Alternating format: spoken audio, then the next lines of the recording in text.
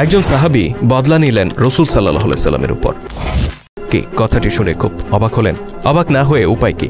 যে সাহাবীরা রাসূল সাল্লাল্লাহু আলাইহি সাল্লামের জন্য জীবন দিতে প্রস্তুত ছিলেন, যারা রাসূলের এক ইশারায় নিজেদেরকে মৃত্যুর মুখে সঁপে দিতে রাজি ছিলেন, সেই রাসূলের উপর বদলা নেবেন একজন সাহাবী, এমনটা কি কল্পনা করা যায়? শুধু দর্শক, বদরের যুদ্ধের ঠিক প্রাক্কালে এমনই একটি অবিশ্বাস্য ঘটনা ঘটেছিল। রাসূল সাল্লাল্লাহু আলাইহি সাল্লামের একটি আচরণে কিছুটা আহত হয়েছিলেন একজন সাহাবী। অতঃপর আল্লাহ নবী তাকে বললেন, প্রতিশোধ নাও। ওই সাহাবীও এগিয়ে গেলেন বদলা নেয়ার উদ্দেশ্যে। প্রশ্ন হচ্ছে, শেষ পর্যন্ত সেদিন কি ঘটেছিল? তিনি কি সত্যি প্রতিশোধ নিয়েছিলেন আল্লাহ নবীর উপর? যদি নিয়ে থাকেন, তাহলে কি ছিল সেই প্রতিশোধ? শুধু দর্শক, সেদিন ওই সাহাবী এমন একটি কাণ্ড ঘটিয়েছিলেন যা শোনার পর একজন ঈমানদার ব্যক্তি হিসেবে আপনার চোখে পানি চলে আসতে বাধ্য। ইতিহাসের অত্যন্ত হৃদয়স্পর্শী সেই ঘটনার বিস্তারিত তুলে ধরব আমাদের আজকের পর্বে। ভিডিওর শেষ পর্যন্ত থাকুন আমাদের সাথেই। বদর ছিল এমন একটি যুদ্ধ, যে যুদ্ধে মুসলিম বাহিনী ও কাফের বাহিনীর সৈন্য সংখ্যার পার্থক্য ছিল আকাশ পাতাল। একদিকে মাত্র ৩১৩ জন মুসলিম যোদ্ধা, যারা ছিলেন বলতে গেলে নিরস্ত্র। তাদের সাথে না ছিল উন্নত অস্ত্রশস্ত্র, না ছিল ওট বা ঘোড়ার মতো কোনো বাহন। অন্যদিকে শত্রুপক্ষে ছিল ১,০০০ কাফের সেনা, যারা ছিল উন্নত অস্ত্রশস্ত্র আর বিপুল সংখ্যক ওট আর ঘোড়ায় সুসজ্জিত। এরকমই প্রতিকূল পরিবেশে এই ৩১৩ জন সাহাবী যুদ্ধে অবতীর্ণ হয়েছিলেন শুধুমাত্র আল্লাহ ও তার নবীকে ভালোবেসে। তারা জানতেন না এই যুদ্ধ শেষে তারা কয়জন বেঁচে ফিরবেন আর কয়জন শহীদ হয়ে যাবেন। এতটাই প্রতিকূল ছিল বদরের যুদ্ধ। বদরের যুদ্ধের প্রেক্ষাপট কতটা প্রতিকূল ছিল তা সহজেই উপলব্ধি করা যায় এই যুদ্ধ শেষে রাসূল সাল্লাল্লাহু আলাইহি সাল্লামের একটি ঘোষণা থেকে। যে সাহাবীরা এই যুদ্ধে অংশ নিয়েছিলেন, শহীদ ও গাজী নির্বিশেষে তাদের প্রত্যেককে জান্নাতি বলে ঘোষণা দিয়েছিলেন আল্লাহ নবী। সেদিন আল্লাহ ও তার নবীর প্রতি ভালোবাসা ও আনুগত্যের যে দৃষ্টান্ত সাহাবীরা স্থাপন করেছিলেন, তা এক কথায় নজিরবিহীন। সেই দৃষ্টান্ত স্থাপনকারী সাহাবীদের একজন ছিলেন হযরত সাওয়াদ ইবনু গাজিয়াহ রাদিয়াল্লাহু তাআলা আনহু। তিনি ছিলেন একজন আনসার সাহাবী। বদরের যুদ্ধে তার সাথে রাসূল সাল্লাল্লাহু আলাইহি সাল্লাম এর এমন একটি ঘটনা ঘটেছিল যা আজও ইতিহাসের পাতায় স্বর্ণাক্ষরে লেখা রয়েছে। সেই গল্পটি আজকে শেয়ার করব আপনাদের সাথে। ঘটনাটি ঘটেছিল বদরের যুদ্ধের ঠিক প্রাক্কালে। একদিকে রণসাজে সজ্জিত ১,০০০ কুরাইশ কাফের, অন্যদিকে মাত্র ৩১৩ জন মর্দে মুজাহিদ। অসম শক্তির বিরুদ্ধে বিজয়ী হওয়ার জন্য রাসূল পাক সাল্লাল্লাহু আলাইহি সাল্লাম তার বাহিনীকে বদরের যুদ্ধে অত্যন্ত শৃঙ্খলার সাথে সজ্জিত করেছিলেন।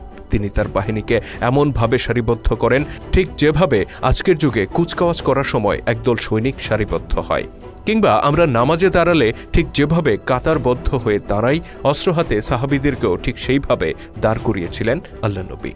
এই অবস্থায় সারিবদ্ধ সাহাবীদের সামনে দিয়ে হেঁটে যাওয়ার সময় রাসূল সাল্লাল্লাহু আলাইহি সাল্লাম লক্ষ্য করেন সাওয়াদ রাদিয়াল্লাহু তাআলা আনহু কিছুটা অগ্রসর হয়ে গিয়েছেন, অর্থাৎ তিনি তার সারির চেয়ে কিছুটা আগ বাড়িয়ে দাঁড়িয়েছেন। এটা দেখে আল্লাহ নবী তার পেটে তীর দিয়ে আলতো করে একটা খোঁচা দিলেন এবং বললেন, সমান হয়ে যাও সাওয়াদ। যুদ্ধের সেনাপ্রধান হিসেবে রাসূল সাল্লাল্লাহু আলাইহি সাল্লাম এমনটা করতেই পারেন, এটা খুব স্বাভাবিক ঘটনা। কিন্তু আশ্চর্যের বিষয় হচ্ছে, সাওয়াদ রাদিয়াল্লাহু তাআলা আনহু এই খোঁচা খেয়ে বলে উঠলেন, ইয়া রাসূলুল্লাহ, আপনি আমাকে কষ্ট দিয়েছেন, আমি ব্যথা পেয়েছি, আমাকে এর বদলা নিতে দিন। শুধু দর্শক, যুদ্ধের ময়দানে একজন কমান্ডার যখন তার অধীনস্থ সৈনিককে শাসন করেন, সামরিক নীতি অনুযায়ী তার প্রতিবাদ করার বা তার বদলা চাওয়ার কোনো সুযোগ নেই। এমনকি সেনাবাহিনীতে যারা প্রশিক্ষণ নেন, তাদের সাথে কথা বললে আপনি জানতে পারবেন এই ধরনের বাহিনীতে সাধারণ সেনাদের সাথে কি পরিমাণ বাজে ও নিষ্ঠুর আচরণ করা হয়। মূলত এটা করা হয় আনুগত্যের প্রশিক্ষণ হিসেবে। সেখানে একজন কমান্ডারের এরকম আচরণের বিন্দুমাত্র প্রতিবাদ করার সুযোগ একজন সৈনিকের থাকে না, বরং প্রতিবাদ করলে তার জন্য নির্ধারিত হয় অত্যন্ত কঠোর শাস্তি। এটা শুধুমাত্র প্রশিক্ষণের কথা বললাম, আর যুদ্ধের ময়দানের কথা যদি বলা হয়, তাহলে একজন কমান্ডারের কোনো কথা বা আচরণের প্রতিবাদ করার তো প্রশ্নই ওঠে না। এটা শুধুমাত্র আজকের যুগে প্রযোজ্য নয়, বরং এটা যুদ্ধের চিরন্তন নীতি। এই নীতির বাইরে গেলে যুদ্ধের ময়দানে বিপর্যয় অবধারিত। সেই হিসেবে রাসূল সাল্লাল্লাহু আলাইহি সাল্লাম এর তীরের খোঁচা খেয়ে তার বদলা চাওয়ার কোনো সুযোগ সাওয়াদ রাদিয়াল্লাহু তাআলা আনহুর ছিল না। কিন্তু আশ্চর্যজনকভাবে তিনি এর বদলা চাইলেন। তার চেয়েও অধিক আশ্চর্যের বিষয় হচ্ছে, রাসূল সাল্লাল্লাহু আলাইহি সাল্লামও তাকে বদলা নেয়ার সুযোগ করে দিলেন।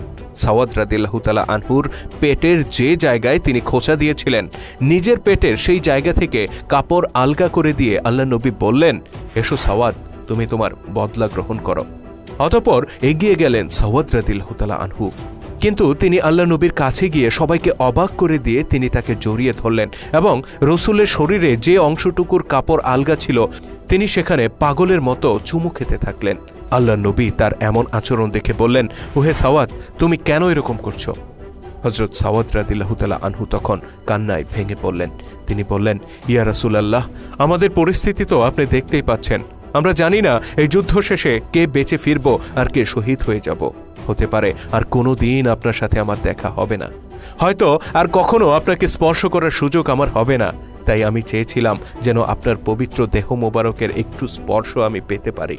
হযরত সাওয়াদ রাদিয়াল্লাহু তাআলা আনহুর এই মর্মস্পর্শী কথা শোনার পর উপস্থিত সাহাবীদের অনেকেই কান্না করে দিলেন। আল্লাহ নবী নিজেও বেশ কাতর হয়ে পড়লেন। তিনি সাওয়াদ রাদিয়াল্লাহু তাআলা আনহুকে জড়িয়ে ধরে প্রাণ ভরে তার জন্য আল্লাহ পাকের দরবারে দোয়া করলেন।